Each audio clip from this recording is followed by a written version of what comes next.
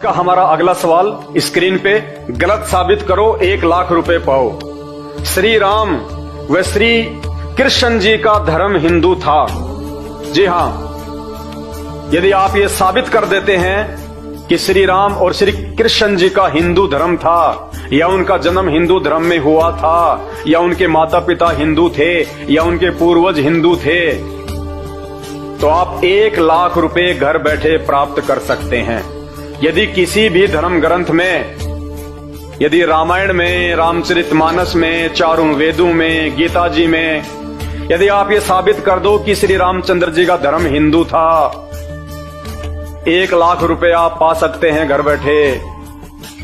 और यदि आप साबित नहीं कर सकते हैं तो अपने धर्मगुरुओं से पूछिए, जिन गुरुओं की आपने शरण ले रखी है, जिनको आप पूर्ण ज्ञानी मानते हैं, जो आपको मीठी मीठी कथा और कहानियां सुनाते हैं, जिनको आप हजारों लाखों की संख्या में दान धर्म करते हैं, तो ऐसे समय में भी यदि आपके गुरुजी आपके काम नहीं आए तो कौन से दिन काम आएंगे। तो अपने गुरुजी से प्रार्थना कीजिए कि हे गुरुदेव, हे प्रकांड ज्ञाता, हे सारे शास्त्रों के मर्मज्ञ, मुझे 1,00,000 रुपए जीतने का मौका मिल रहा है, आप मेरी मदद कीजिए और मुझे बताइए कि श्री राम और श्री कृष्ण जी का धर्म क्या था। वो हिंदू धर्म से थे, मुसलमान धर्म से थे।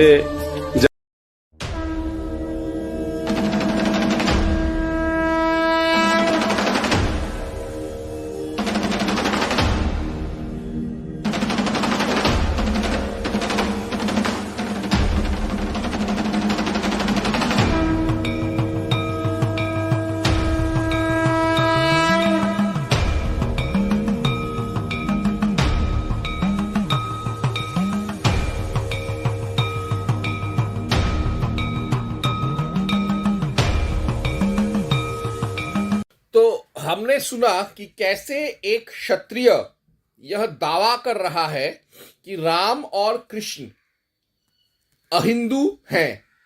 बात दरअसल ऐसा है कि कई सारे हिंदू, खासतौर से क्षत्रिय, रजवाड़े, राजपूत जैसे कि करणी सेना, इन्होंने सत्ता और पैसे की लालच में और तो और आरक्षण के लालच में वामसेफ का हाथ थाम लिया है, और वह यह कहने लगे हैं कि क्षत्रिय, राजपूत अहिंदू यानी नॉन हिंदू मूल निवासी हैं, और वह भी शूद्र हैं, वह भी शेड्यूल कास्ट हैं। तुम खुद को अहिंदू बनाना चाहते हो, खुद को शेड्यूल कास्ट बनाना चाहते हो, महादलित बनाना चाहते हो, बनाओ, लेकिन तुम हमारे देवी देवताओं को क्यों अपने साथ साथ गर्त में धकेल रहे हो। तो मैं पहले इस श्रृंखला में पहले मैं यह साबित करूंगा कि राम हिंदू था, सनातन धर्मी था, वैदिक आर्य था, वह कोई अहिंदू नहीं था, अवैदिक नहीं था। तो इसके लिए मैं सबसे पहले पढ़ूंगा आदि वाल्मीकि रामायण। मेरे पास सारे ग्रंथों का संस्कृत टू हिंदी अनुवाद है, लेकिन समय की कमी के कारण मैं सिर्फ श्लोक संख्या और उसका हिंदी अनुवाद पढ़ूंगा। तो सबसे पहले मैं देखूंगा वाल्मीकि रामायण बालकांड 1.8.2 में, जहां दशरथ अश्वमेध यज्ञ और पुत्र कामेष्टि यज्ञ करते हैं। इसी से प्रमाणित होता है कि राम के पिता भी कट्टर हिंदू थे। यह देखिए, उसके लिए चिंता करते करते एक दिन उन महामनस्वी नरेश के मन में यह विचार हुआ कि मैं पुत्र प्राप्ति के लिए अश्वमेध यज्ञ का अनुष्ठान क्यों ना करूं। अब मैं पढ़ूंगा वाल्मीकि रामायण बालकांड 1.23.3, जहां राम अपने आप तर्पण और गायत्री ध्यान करता है। तस्येर्षः परमोदारं वचः श्रुत्वा नरोत्तमो श्रात्वा कृतोदत्को वीरो जेपतुः परमं जपा। महर्षि का यह परम उदार वचन सुनकर उन दोनों नरश्रेष्ठ वीरों ने स्नान करके देवताओं का तर्पण किया और फिर वे परम उत्तम जपनीय मंत्र गायत्री का जप करने लगे।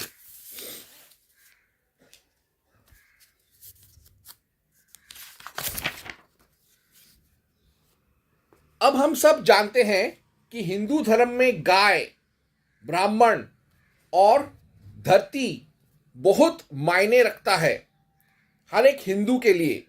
ठीक उसी तरह वाल्मीकि रामायण बालकांड 1.26.5 में राम खुद को गऊ, ब्राह्मण और क्षेत्र का रक्षक कहता है।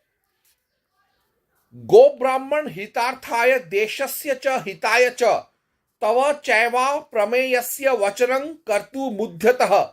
गौ, ब्राह्मण तथा समूचे देश का हित करने के लिए मैं आप जैसे अनुपम प्रभावशाली महात्मा के आदेश का पालन करने को सब प्रकार से तैयार हूं। और आगे हम पढ़ेंगे।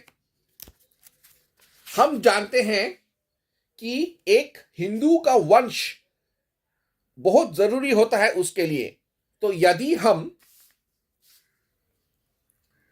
राम का वंश अगर हम चेक करें तो राम स्वयं शुद्ध विशुद्ध रघुकुल रघुवंश का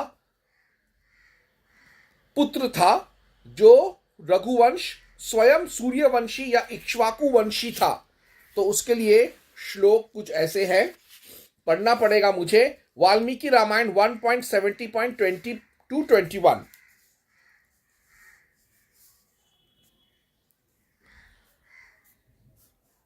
विवस्वान कश्यपाज्ञे मनुर्वैवस्वतः स्मृतः। ब्रह्मा जी की उत्पत्ति का कारण अव्यक्त है, ये स्वयंभू हैं, नित्य शाश्वत और अविनाशी हैं। उनसे मरीचि की उत्पन्न हुई, मरीचि के पुत्र कश्यप हैं, कश्यप से विवस्वान और विवस्वान से वैवस्वत मनु का जन्म हुआ। मनुः प्रजापति पूर्वमिक्ष्वाकुश्च मनोः सुतः तमिक्ष्वाकुमयोऽध्यायां राजानां विद्धि पूर्वकम्। मनु पहले प्रजापति थे, उनसे इक्ष्वाकु नामक पुत्र हुआ। उन इक्ष्वाकु को ही आप अयोध्या के प्रथम राजा समझें। तो यानी राम एक कट्टर हिंदू वंश से था, इसीलिए वह भी एक कट्टर हिंदू ही था। और इसी वजह से एक साधारण हिंदू जैसे समय मिलने पर व्रत रखता है, मंत्र जाप करता है, राम भी व्रत और मंत्र जाप करता था। देखूंगा वाल्मीकि रामायण अयोध्या कांड 2.5.11। इत्युक्त्वा स तदा राम मुपवासं यतव्रतः मंत्रवत कार्यामास वैदेह्या सहितं शुचि। ऐसा कहकर उन व्रतधारी एवं पवित्र महर्षि ने मंत्रोच्चारण पूर्वक सीता सहित श्रीराम को उस समय उपवास व्रत की दीक्षा दी। अर्थात यहां पर राम स्वयं मंत्र जाप और व्रत रख रहा है और सीता को भी ऐसा करवा रहा है। हिंदू होने का एक और प्रमाण विष्णु की पूजा करके और गायत्री और मंत्र जाप पढ़ के राम ने स्वयं साबित कर दिया कि वह भी हिंदू था। पढ़ूंगा मैं अभी वाल्मीकि रामायण अयोध्या कांड 2.6.1-4, 6-7।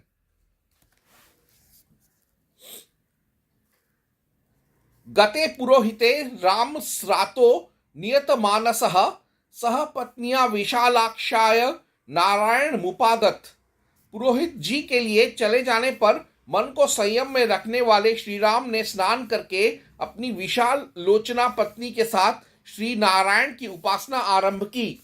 ऐसा माना जाता है कि यहाँ नारायण शब्द से श्री रंगनाथ जी की वह अर्चा मूर्ति अभिप्रेत है, जो कि पूर्वजों के समय से ही दीर्घ काल तक अयोध्या में उपास्य देवता के रूप में रही।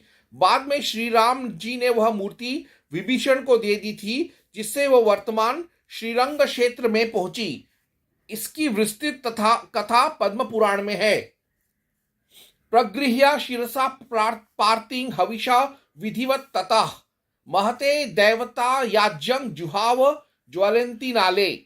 उन्होंने हविष्य पात्रों का सिर झुकाकर नमस्कार किया और प्रज्वलित अग्नि में महान देवता शेषशाही नारायण की प्रसन्नता के लिए विधि पूर्वक उस हविष्य की आहुति दी। शेषं च हविष्य सस्तस्य प्राश्यास्य शास्य आत्मनः प्रियं ध्याय नारायणं देवं स्वास्तीर्णे स्तरे वाग्यतः स वैद्यः भूत्वा नियतमानसः श्रीमत्यात्ययने विष्णु शिष्ये नरवरात्मजः। तत्पश्चात अपने प्रिय मनोरथ की सिद्धि का संकल्प लेकर उन्होंने इस यज्ञ शेष भविष्य का भक्षण किया और मन को संयम में रखकर मौन हो वे राजकुमार श्री राम विदेह नंदनी सीता के साथ भगवान विष्णु के सुंदर मंदिर में श्री नारायण देव का ध्यान करते हुए वहां अच्छी तरह बिछी हुई कुश की चटाई पर सोए। तत्र श्रवणन सुखावाचः सूत मागध वंदिनाम पूर्वांग संध्याम उपासिनो जजापसु समाहितः। वहां सूत मागध और बंदियों की श्रवण सुखद वाणी सुनते हुए श्री राम ने प्रातःकालिक संध्योपासना की।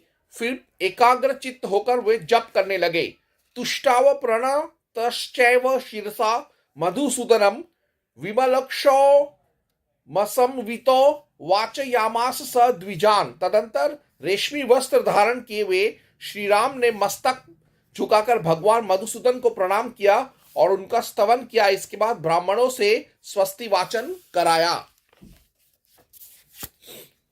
अब हम सब जानते हैं कि यज्ञ करना, जप, पूजा, ध्यान, यह सब एक हिंदू होने का प्रमाण है।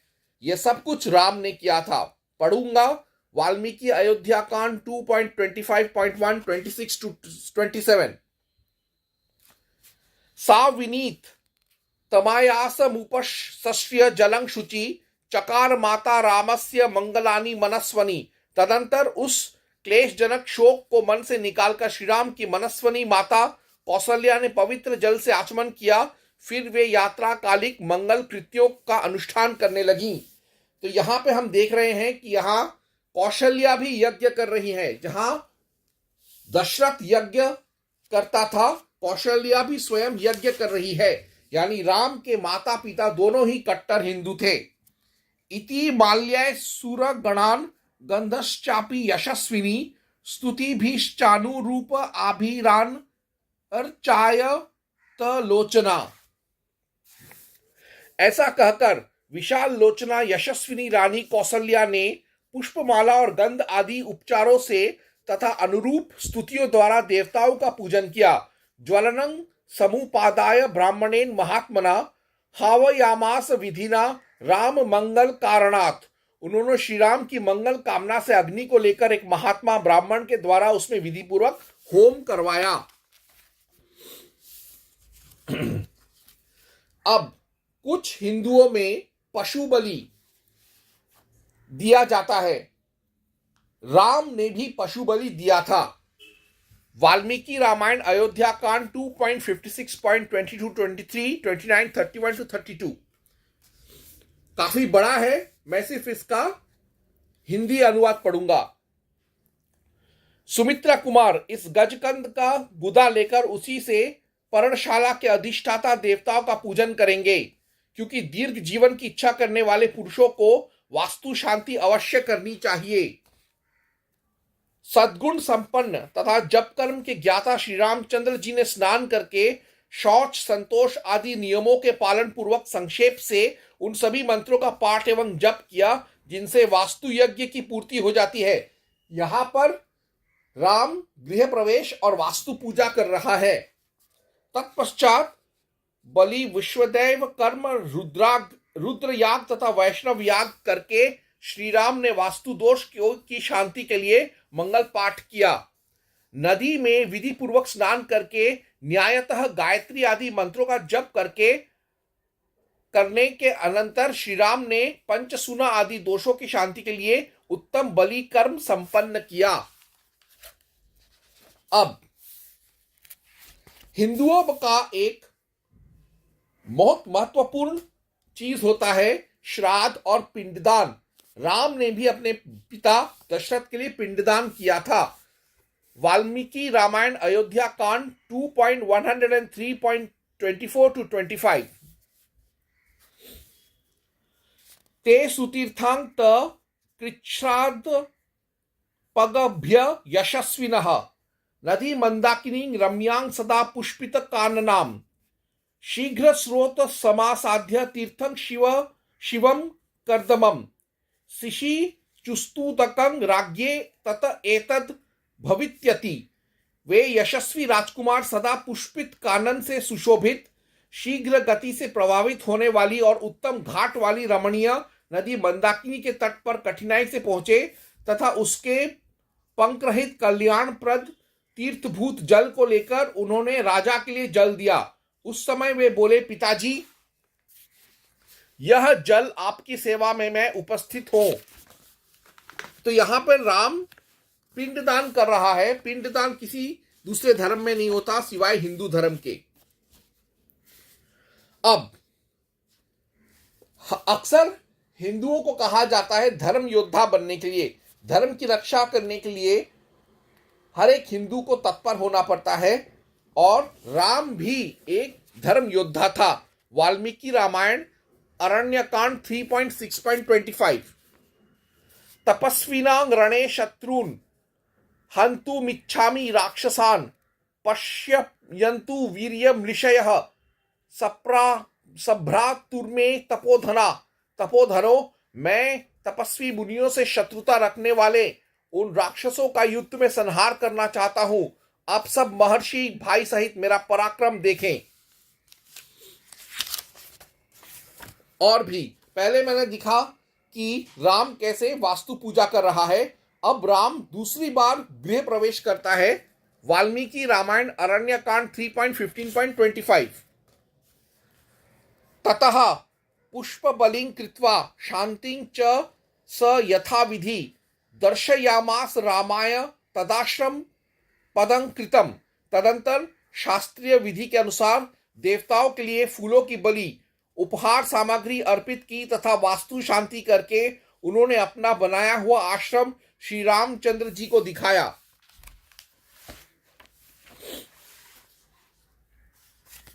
अब हर एक हिंदू सूर्य उठकर सूर्य उपासना, सूर्य नमस्कार, सूर्य प्रणाम करता है। ठीक यही कार्य राम भी करता था। आदि वाल्मीकि रामायण 4.11.69 राम ने सूर्य उपासना किया था।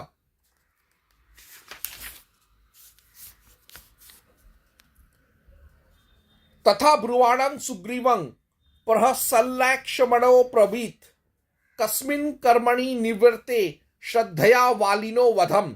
सुग्रीव के ऐसा कहने पर लक्ष्मण को बड़ी हंसी आई। वे हंसते हुए बोले, कौन सा काम कर देने पर तुम्हें विश्वास होगा कि श्री रामचंद्र जी वाली का वध कर सकेंगे।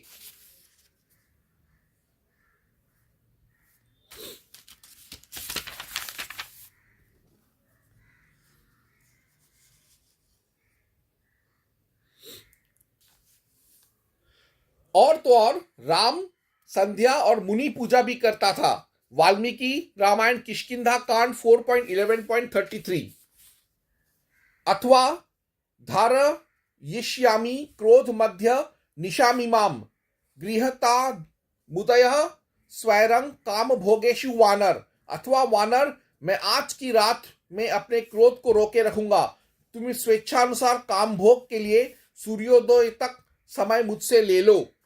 यानी यहां पर हम देख रहे हैं कि राम जो है वह सूर्य तपस्या करता है, इसलिए सूर्य के उगने के बाद ही सब काम करता था, जो कि एक नॉर्मल हिंदू करता है। अब सबसे बड़ा बात, अक्सर हम हिंदू को यह सुनना पड़ता है कि हम मनुवादी हैं, और अच्छी बात है मनुवादी होना। राम भी मनुवादी था, उसको मनुस्मृति का ज्ञान था, वो मनु शास्त्र का ज्ञाता था। वाल्मीकि रामायण किष्किंधा कांड 4.18.30 शक्यं त्वयापि तत्कार्यं धर्म मेवानुवर्तता श्रूयते मनुना गीतो श्लोको चारित्र वत्सलो गृहीतो धर्म कुशलस्तथा तच्चरितं मया। यदि राजा होकर तुम धर्म का अनुसरण करते तो तुम्हें भी वही काम करना पड़ता जो मैंने किया। मनु से राजोचित सदाचार का प्रतिपादन करने वाले 2 श्लोक कहे हैं जो स्मृतियों में सुने जाते हैं और जिन्हें धर्म पालन में कुशल पुरुषों ने सादर स्वीकार किया है। उन्हीं के अनुसार यह मेरा बर्ताव है। वे श्लोक इस प्रकार हैं। तो यानी मनुवादी राम इतना प्रभावित था मनुस्मृति से कि वो मनुस्मृति के हिसाब से ही काम करता था। अब और भी आगे हम पढ़ेंगे जिससे साबित होगा कि राम एक कट्टर हिंदू था। दिनचर्या में सूर्य की उपासना करना, सूर्य से पहले उठना, सूर्य नमस्कार, सूर्य प्रणाम करना, सूर्य यज्ञ करना, इसके अलावा भी युद्ध से पहले राम हमेशा सूर्य की पूजा करता था क्योंकि वह सूर्यवंशी था। वाल्मीकि रामायण युद्ध कांड 6.105.28-30। एतच्छ्रुत्वा महातेजा नष्ट शोको भवत् तदा धारायामास सुप्रीतो राघवः प्रयतात्मवान् आदित्यं प्रेक्ष्य जपेत्वेदं परं हर्षमवा वाप्तवान् त्रिराचम्य शुचिर्भूत्वा धनुरादाय वीर्यवान् रावणं प्रेक्ष्य हृष्टात्मा जयार्थं समुपामगत् सर्वयत्रेण महता वृतस्तस्य वधे भवत्। उनका उपदेश सुनकर महातेजस्वी श्री रामचंद्र जी का शोक दूर हो गया। उन्होंने प्रसन्न होकर शुद्ध चित्त से आदित्य हृदय को धारण किया और 3 बार आचमन करके शुद्ध हो भगवान सूर्य की ओर देखते हुए इसका 3 बार जप किया। इससे उन्हें बड़ा हर्ष हुआ। फिर परम पराक्रमी रघुनाथ जी ने धनुष उठाकर रावण की ओर देखा और उत्साह पूर्वक विजय पाने के लिए वे आगे बढ़े। उन्होंने पूरा प्रयत्न करके रावण के वध का निश्चय किया। अब एक और प्रमाण में देखूंगा। हर एक हिंदू तीर्थ स्थान में जाता है, हो सके तो तीर्थ स्थान बनवाता भी है। ठीक वैसे ही राम ने रामेश्वर तीर्थ बनाया था। वाल्मीकि रामायण युद्ध कांड 6.123.19। एतत् कुक्षो समुद्रस्य स्कंधावार निवेशनम अन्नपूर्वं महादेवः प्रसादम करोत् विभुः। यह समुद्र के उदर में ही विशाल टापू है जहां मैंने सेना का पड़ाव डाला था। यहीं पूर्व काल में भगवान महादेव ने मुझ पर कृपा की थी। सेतु बांधने से पहले मेरे द्वारा स्थापित होकर वे यहां विराजमान हुए थे। अब जैसे युद्ध से पहले राम हमेशा सूर्य उपासना करते थे, वैसे ही रावण से भिड़ने से पहले, व्यक्तिगत तौर पर रावण से भिड़ने से पहले राम ने रुद्र और शिव का भी पूजा किया था। और हर एक हिंदू रुद्र और शिव की पूजा करता है किसी ना किसी रूप में। और उसने रावण युद्ध या लंका युद्ध के पहले और बाद में भी पूजा किया था। प्रमाण वही प्रमाण साबित किया मैंने वाल्मीकि रामायण युद्ध कांड 6.123.19 में से। तो मैंने आदि वाल्मीकि रामायण से साबित करके बता दिया कि राम कट्टर हिंदू था। अब मैं दूसरे पुराणों से भी मैं बताऊंगा जो कि पुराण रामायण के बाद, राम के बाद लिखे गए थे 1500 बिफोर क्राइस्ट में। तो इस श्रृंखला में सबसे पहले मैं देखूंगा शिव महापुराण कोटि रुद्र संहिता 31.18-24, 31-32, 39-40, जिसमें राम खुद शिवलिंग की पूजा करता है, षोडशोपचार पूजा करता है और रामेश्वर लिंग को बनाता है। यहां पर वाल्मीकि के ही बातों को कंफर्म किया है व्यास ने भी। तो श्लोक बहुत सारे हैं, मैं सिर्फ हिंदी अनुवाद पढ़ूंगा। जब ही उन शैव रामचंद्र जी ने वह जल पीना प्रारंभ किया, तब उनको शिव की इच्छा से यह स्मरण हुआ कि अपने स्वामी परेश, संपूर्ण आनंद के देने वाले सदाशिव का दर्शन नहीं किया, फिर जल कैसे पीऊं। ऐसा कह के उस समय रामचंद्र जी ने जल पिया। पीछे से रघुनाथ जी ने पार्थिव पूजन किया।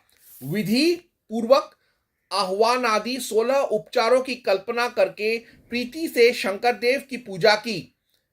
प्रणामों से तथा दिव्य स्तोत्रों से यत्न पूर्वक शिवजी को संतुष्ट कर बड़ी भक्ति से आनंद सहित शंकर की प्रार्थना की। रामचंद्र जी बोले, हे स्वामी, हे शंभो, हे महादेव, भक्त वत्सल, दीन मन वाले शरण में प्राप्त हुए मुझ अपने भक्त की सदा रक्षा करो।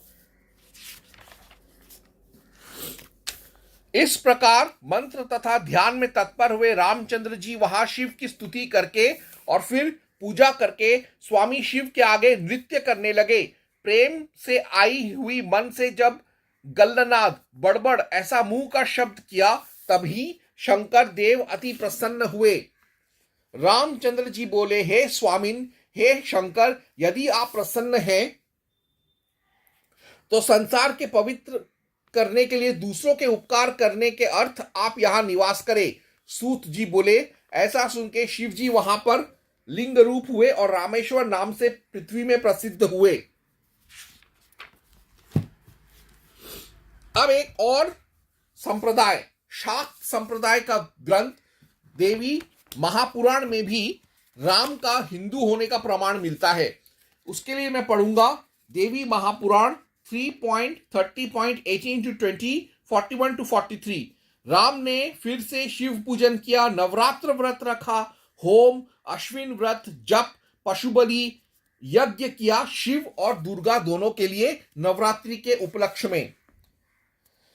मंत्र है, हे राम, मैं उस दैत्य के नाश का उपाय कहता हूं। तुम श्रद्धा पूर्वक अश्विन मास में व्रत करो, नवरात्र का उपवास और भगवती का पूजन करो। हे राम, तुम जप होम के विधान से सब सिद्धि होगी।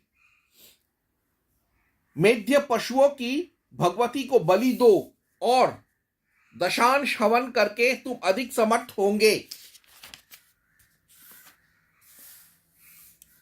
व्यास जी बोले, यह सत्य उनके वचन सुनकर प्रतापवान रामचंद्र सुंदर सिंहासन करवाए उस पर शिवा को स्थापन कर व्रत पूर्वक भगवान ने विधि से पूजन किया। आश्विन मास के उस गिरिवर पर प्राप्त होने पर उपवास में तत्पर होकर राम ने उत्तम व्रत किया, होम, बलिदान और विधि पूर्वक पूजन किया। यानी राम ने भी नवरात्रि उत्सव को मनाया। अब यह गवर्गंड यह कह रहा है कि रामचरितमानस तुलसी रामायण से साबित करके बताओ कि राम हनुमान का राम हिंदू था। रामचरितमानस हिंदू धर्म का मूल ग्रंथ है, बहुत इंपॉर्टेंट ग्रंथ है, और उसमें ऐसा चैलेंज दे रहा है, जो दे रहा है ऐसा चैलेंज वो बेवकूफ है, क्योंकि रामचरितमानस में हर एक पन्ने पर राम एक सनातन धर्मी के रूप में देखा जा सकता है। तो मैं उसके लिए ज्यादा बात न करते हुए, ये है श्री रामचरितमानस गीता प्रेस गोरखपुर का अयोध्या कांड, पृष्ठ संख्या 455। मास पारायण 17वां विश्राम। अमर नाग किन्नर दिसी पाला चित्रकूट आए ते ही काला। राम प्रणामो किन्ह सब काहू मुदित देव लही लोचन लाहू। उस समय देवता नाग, किन्नर और दिक्पाल चित्रकूट में आए और श्री रामचंद्र जी ने सब किसी को प्रणाम किया। देवता नेत्रों का लाभ पाकर आनंदित हुए। यानी शिव, दुर्गा, इनके अलावा भी जो अलौकिक प्राणी हैं, दूसरे सेलेस्टियल डिवाइन बीइंग्स हैं, उनमें भी राम का श्रद्धा था। अब मैं रामबाण दूंगा साबित करने के लिए कि राम हिंदू, सनातन धर्मी, आर्य, वैदिक था। कैसे? ऐसे हम सब जानते हैं कि आज मॉडर्न विज्ञान कहता है कि वेद कम से कम 10,000 बिफोर क्राइस्ट से 1,500 बिफोर क्राइस्ट में लिखे गए थे। यानी कम से कम 10,000 बिफोर क्राइस्ट में लिखना शुरू हुआ और 1,500 बिफोर क्राइस्ट यानी सनौली युग या फिर महाभारत युग में लिखना उसका खत्म हुआ। अब राम का जन्म हुआ था 10 जनवरी 5114 बिफोर क्राइस्ट 12:30 PM को। यानी 10,000 बिफोर क्राइस्ट में वेद लिखना शुरू हुआ। 1500 बिफोर क्राइस्ट में वेद लिखना बंद हुआ और इसी बीच 5114 बिफोर क्राइस्ट में राम का जन्म हुआ। यानी जिस वक्त राम जन्म हुआ था राम का, उस वक्त वेद लिखने का काम शुरू तो हो चुका था, लेकिन संपन्न नहीं हुआ था, संपूर्ण नहीं हुआ था, पूरा नहीं हुआ था, वह चल रहा था। तो इसीलिए ऋग्वेद के एक मंत्र में राम का नाम आता है। देखिए ऋग्वेद 10.93.14, जिसमें यह कहा गया है कि राम गायों की दक्षिणा, गौ दक्षिणा देता है ऋषियों को। मंत्र कुछ ऐसे है, प्र तद्दुषिमे पृथ्वाने वेने प्र रामे वोच मसूरे मघवत्सु ये युक्त्वाय पंचशतास्मयु पथा विश्रावेश्याम। ऋग्वेद 10.93.14 अर्थ हुआ, अश्वयोजित 500 रथों में आरूढ़ होकर से सब देवता यज्ञ मार्ग पर आगमन करते हैं। हमने उनके निमित्त स्तोत्रों का उच्चारण पृथ्वान, वेन तथा राम आदि राजाओं के समीप किया है। यानी दूसरे राजाओं की तरह राम भी गौदान करता था ऋषियों को। इन्हीं सब से प्रमाणित हो जाता है कि राम कट्टर हिंदू, कट्टर सनातन धर्मी, पूर्ण सनातनी, विशुद्ध आर्य, विशुद्ध वैदिक था, विशुद्ध हिंदू था। और इसी से मैंने इन ऐसे करणी सेना जैसे धूर्तों का मक्कारी को विफल कर दिया जो यह कहते कि राम हिंदू नहीं था, राम सनातन धर्मी नहीं था, राम सनातनी नहीं था, राम आर्य नहीं था। ओम हनुमते नमः।